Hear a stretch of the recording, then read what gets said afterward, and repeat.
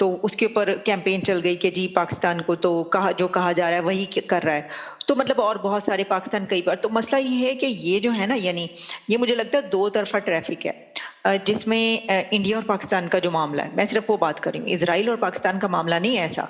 Israel और पाकिस्तान के मामले में होता है इसराइल तो पाकिस्तान को कभी कुछ कहता ही नहीं, उस वो तो पाकिस्तान का नाम भी नहीं लेता कभी। तो फिर ऐसी देखें इंडिया और पाकिस्तान में अगर कहा जाए वो तो बनता है ना कि दोनों जो हैं वो एक दूसरे के साथ इस तरह का कर सकते हैं, जो अभी जंग भी हो चुकी है। लेकिन इसराइल के खिलाफ क्यों कर रहे हो भाई? वो यहूदो नसारा यहूदो हनूद वाला चक्कर आप समझते हैं वही चक्कर है। यस, यहूद और हनूद वाला चक्कर ही है। लेकिन इसमें इसमें तीन चार केसेस, तीन चार एंगल्स और भी। पहला एंगल ये था कि इजराइल के सामने एक प्रॉब्लम आ रही थी, पाकिस्तान के सामने एक प्रॉब्लम आ रही थी, वो सपोर्ट कैसे करे। एक तरफ ईरान और एक तरफ सऊदी अरेबिया, तो वो दुश्मन दिखा रहे थे इसराइल को, पहली चीज। दूसरी चीज ये जो वो हुआ था, एग्रीमेंट हुआ था हमास वाला, इसराइल वाला, तो उसमें पाकिस्तान को अपनी आर्मी भेजनी थी।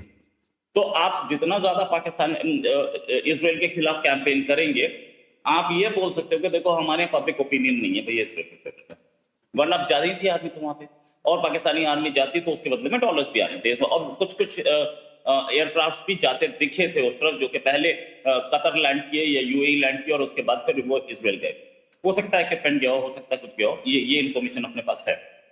देन यहूद हनूद से बाहर निकल के, यहूद हनूद की परवाह कोई नहीं करता, सच बात तो ये सिर्फ रेटोरिक्स हैं।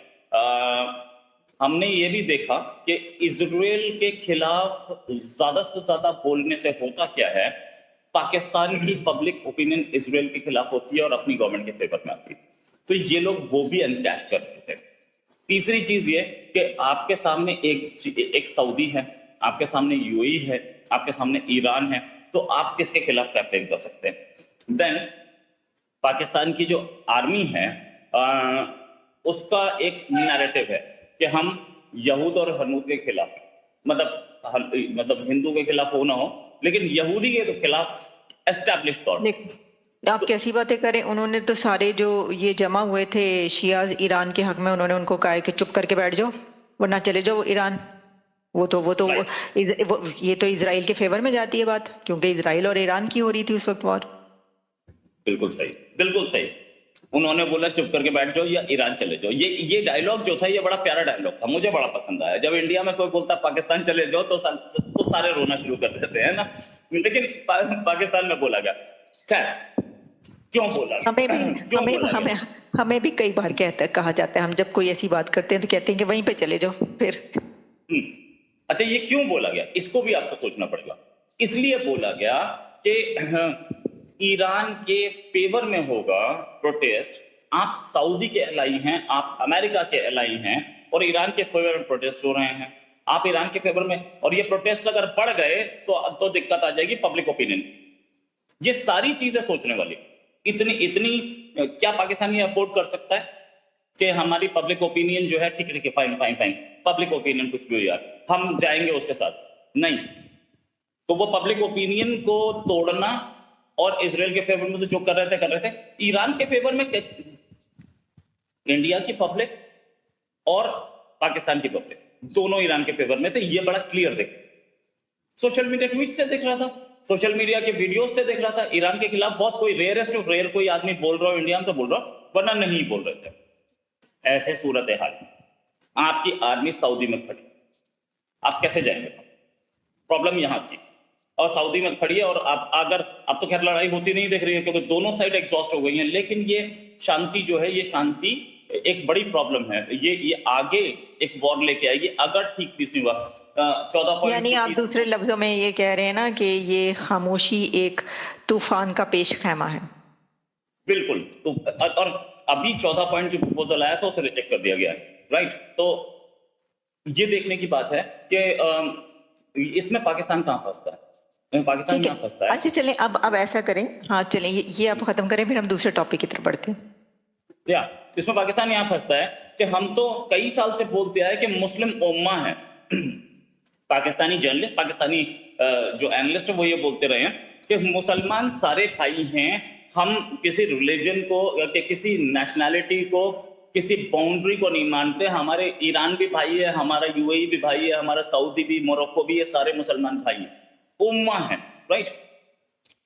अब जाके फंसी वहां गोटी, और यही गोटी फंसती है अफगानिस्तान में। तो अफगानिस्तान में इन्होंने एक एंगल निकाल लिया कि वो मुसलमान तो जरूर है, लेकिन वो फितनाल हिंदुस्तान है। हिंदुस्तान मतलब हिंदू वाले। अच्छा, फितनाल भारत नहीं बोलते, फितना इंडिया का नहीं बोलते, हिंदुस्तान बोलते हैं। क्यों? क्योंकि वो हिंदू नाम आ जाता है। ये एंगल वहां तो चल गया, चलो ठीक है, आपने ब्लेम कर दिया। लेकिन ईरान वाले एंगल पे ये ब्लेम नहीं चलता, दोनों साइड मुसलमान है, फिर आप कहां जाएंगे? तो ये इन्होंने सऊदी ने अभी अभी बहुत बड़ी हेल्प की पाकिस्तान की। जब यूएई ने पैसा मांग लिया था, बहुत बड़ी हेल्प की थी, और उसके बाद यूएई से लोग निकाले जा रहे हैं। सिर्फ इसी लड़ाई की तो मेहरबानी है, और किसकी मेहरबानी है? 15,000 से ज्यादा पाकिस्तानी एक्सपेल्ड, और यूएई और सऊदी की लड़ाई में आप सऊदी की साइड है। तो गल्फ की जियोपॉलिटिक्स परमानेंटली चेंज हो रही है, परमानेंटली चेंज हो रही है। ईरान, अभी नेतन्याहू ने विजिट किया यूएई। नेतन्याहू का यूएई विजिट का मतलब बहुत बड़ा है, बहुत गहरा विजिट है। इस समय prime minister, Indian prime minister Narendra Modi, थोड़ी देर पहले उनका प्लेन लैंड हुआ यूएई। ये वही तो यूएई है जिसकी कस्में खा रहे थे 1 साल पहले पाकिस्तान के प्राइम मिनिस्टर, और हर ट्वीट में ब्रदर लिख रहे थे उनको, अल नाहयान को। वो आए भी थे, आकर के वो कहाँ रावलपिंडी एयरबेस पे खड़े थे, राइट। तो ये पाकिस्तान नहीं के चले, वो तो सामने छोड़ दें। मुझे ये बताएं, अब जो इजराइल के प्राइम मिनिस्टर हैं, उसने कहा है कि वो सीक्रेटली जो है वहां पर यूएई का विजिट किया नेतन्याहू ने, और सीक्रेटली किया, और उस दौरान किया कि जब वॉर चल रही थी। ये अपनी ट्वीट किया और मतलब पोस्ट किया इसको। तो इसके बारे में किसी को नहीं पता था, लेकिन क्या आप नहीं समझते कि ये एक बहुत बड़ी खबर है, बड़ा अहम इसके डायनामिक्स है? पिछले 10 साल में इससे बड़ी खबर नहीं आई। क्यों? उसका रीजन है यूएई छोड़िए, गल्फ के किसी भी कंट्री में अगर नेतन्याहू पहुंच रहे हैं, जो गल्फ ट्रेडिशनली इजराइल के खिलाफ हुआ करता था। हमने 1967 में 6 डे वॉर देखी, सारे गल्फ कंट्रीज जो थे इजराइल के खिलाफ थे। उसके बाद 1973 हमने यॉम किपर वॉर देखी, सारे गल्फ कंट्रीज फिर खिलाफ थे। आज क्या हो रहा है? आज यूएई मांग भी कुछ नहीं रहा था। यूएई मांग ये रहा था कि ओपेक में मेरा कोटा बढ़ा दीजिए ताकि मेरी इनकम बढ़ जाए। वो कोटा नहीं बढ़ाया सऊदी ने। सऊदी अपनी डोमिनेंस दिखाना चाहता है, उस डोमिनेंस के खिलाफ यूएई ने बगावत की। इसका फायदा नेतन्याहू उठा रहे। नेतन्याहू को एक अड्डा मिल गया अब गल्फ रीजन में, यूएई। और नेतन्याहू की इस विजिट के बाद ऐसे ही नहीं था कि विजिट घूम गए, चाय पी, वहां पे चावल खाए और वापस आ गए, ऐसा नहीं। ये पहुंचे हैं, और पहुंचने के बाद इजराइल ने यूएई को आयरन डोम दिया। आयरन डोम के साथ और क्या क्या दिया है अभी तक हमारे पास खबर नहीं है। So during visit of Netanyahu to UAE demand that we need Iron Dome, और उसने जो है Israel agreed, okay we will give you iron dome, और आयरन डोम दे दिया उन्होंने। आयरन डोम ओके, वहां पे आयरन डोम वहां इंस्टॉल हो चुका है यूएई में, ऐसी खबरें हैं, न्यूज़पेपर में प्रिंटेड था। तो आयरन डोम दिया गया है। उसके साथ साथ और क्या दिया है अभी इसकी इंफॉर्मेशन नहीं है। हो सकता है और कुछ मिसाइल्स भी दी हों। बराक मिसाइल बड़ी अच्छी मिसाइल है। इंडिया खुद खरीदता है। इंडिया खुद इजराइल से खरीद रहा है मिसाइल्स और ड्रोन्स। खासतौर से इजरायली जो ड्रोन सिस्टम्स हैं वो बहुत अच्छे ड्रोन सिस्टम्स हैं। क्या वो ईरानियन ड्रोन्स को काउंटर कर सकते हैं? और ये अभी एक थोड़े दिन पहले ही एक चीज और फ्लोट हुई थी कि इंडिया, यूएई और इजराइल तीनों मिलके एक फोरम बना रहे हैं। अगर इंडिया, यूएई, इजराइल तीनों मिलके फोरम बना रहे हैं तो आप ये समझिए कि सऊदी का अलायंस पाकिस्तान से और यूएई का अलायंस इंडिया और इजराइल से कितनी बड़ी वहां पर पॉलिटिक्स चल रही है, कितना बड़ा ये जियोपॉलिटिकल स्ट्रैटेजी ने सब कुछ चेंज कर दिया। और इसमें अमेरिका का आशीर्वाद है, 100% है। सऊदी जो पाकिस्तान के साथ अलायंस बना करके चाइना की ओर जाता दिख रहा था, उसको काउंटर करने के लिए यूएई सामने खड़ा हो गया आके। यूएई का क्या होगा? यूएई की अपनी इकोनॉमी इस समय बट्टा बट्टा, वहां टूरिज्म नहीं है, वहां शॉपिंग नहीं है, वो सिर्फ तेल की कमाई पे चल रहा है।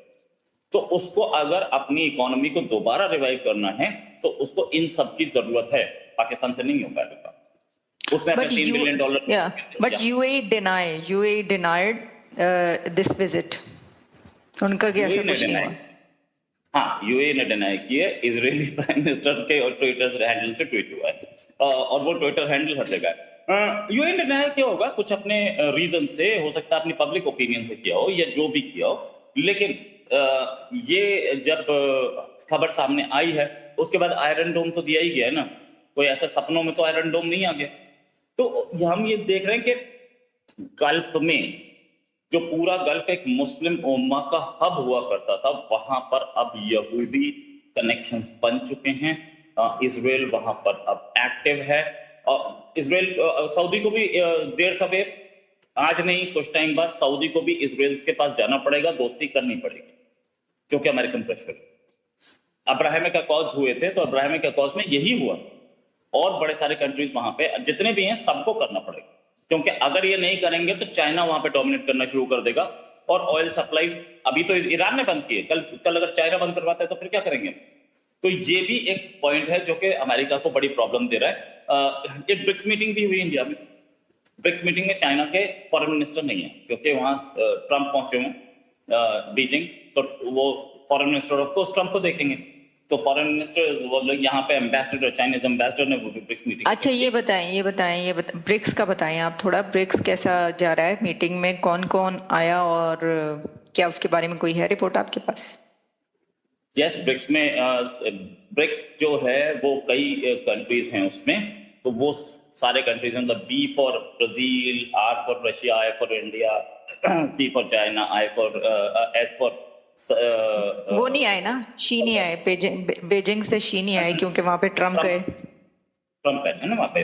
और ये ब्रिक्स के 5 कंट्रीज के अलावा अभी ईरान भी आया हुआ है और दूसरे कंट्रीज जिन्होंने अभी हाल में मेंबरशिप ली है वो भी आए हुए, सबकी बातचीत चल रही है, लेकिन फोकस ईरान पे। और एक ऐसे टाइम पे जब ईरान की अपनी बहुत सारी प्रॉब्लम्स चल रही हैं, लड़ाई झगड़ा चल रहा है, तो ईरान के फॉरेन मिनिस्टर ने बहुत सारी बातें यहाँ पे बोली और ये भी कि हम कैसा एग्रीमेंट चाहते हैं। इंडिया के 15 शिप्स अभी निकले, जिस समय ब्रिक्स हो रही थी उसी के आसपास 15 शिप्स सेल थ्रू, सारे के सारे इंडियन नेवी ने एस्कॉर्ट किए थे। तो ब्रिक्स की मीटिंग, इंडियन प्राइम मिनिस्टर का यूएई जाना, इजरायली प्राइम मिनिस्टर का यूएई जाना, ये बताता है कि वर्ल्ड की जियोपॉलिटिक्स कहाँ चल रही है। वर्ल्ड की जियोपॉलिटिक्स में अब गल्फ जो है वो प्रोमिनेंस लेगा कुछ टाइम तक, अगले कुछ टाइम तक गल्फ पर बहुत सारी बातचीत होंगी। इंडिया का अपना एक एम्बिशियस प्रोजेक्ट भी है कि इंडिया से गल्फ जाए, सामान गल्फ से निकल के इजराइल जाए और इजराइल से यूरोप जाए, इसमें रेल रोड सब कुछ होगा। तो ये भी हम ये जो कॉरिडोर है, इस कॉरिडोर पे यूएई अब मेजर पार्टनर बनकर निकलेगा। देन स्ट्रेट्स ऑफ हार्मोज में अगर आप देखें तो एक साइड ईरान है, दूसरी साइड यूएई। यूएई की इंपॉर्टेंस इसलिए भी बहुत ज्यादा है और एक कैनाल बनने की बात है जो कि शायद यूएई से निकलेगी और सीधे अरेबियन सी में घुसेगी, ताकि स्ट्रेट्स ऑफ हार्मोज का प्रेशर कम हो जाए, या कभी ईरान उसे बंद करना चाहे तो वो प्रेशर कम हो जाए। तो वो कैनाल अभी तो एक दिन में तो बनती नहीं, एक साल में भी नहीं बनती, वो टाइम लेगी। जब वो कैनाल बन जाएगी तो यूएई की इंपॉर्टेंस और ज्यादा हो जाएगी। तो हम ये देख रहे हैं कि इस आगे आने वाले टाइम में गल्फ एरिया में एक स्प्लिट है। स्प्लिट ऐसा है कि यूएई एक अलग पोल बन रहा है और सऊदी एक अलग पोल बन रहा है। सऊदी के साथ कितने कंट्रीज है गल्फ एरिया के या उस अरब रीजन के, ये भी पता चलेगा कुछ टाइम में, और यूएई के साथ कितने हैं ये भी पता चलेगा। इसमें सबसे बड़ी बात यह है कि बहरीन और कतर भी एक बड़ा रोल प्ले करें। Okay, thank you very much Rohit Sharma, हमने कई टॉपिक्स को इसमें कवर किया है। Thanks a lot for your presence. दोबारा भी बात होगी।